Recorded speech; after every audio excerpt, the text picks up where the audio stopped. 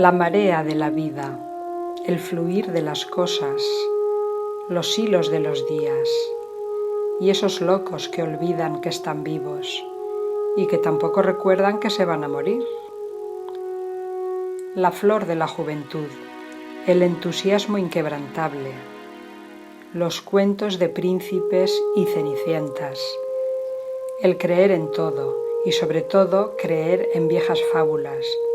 y visualizar la muerte como algo muy lejano. Los olvidos de la historia, de la gente supuestamente decente, que hace el amor sin ruido, sin gritos ni estridencias. Los susurros del alma en las puertas del adiós, las llamas amenazantes del infierno, los ángeles indiferentes a nuestro dolor, las moratorias, los procesos de selección natural, los procedimientos administrativos, los concursos florales, las reminiscencias de otros tiempos, los contratos matrimoniales, los encuentros sin amor, las veladas siniestras, los manantiales secos, la paz de los cementerios,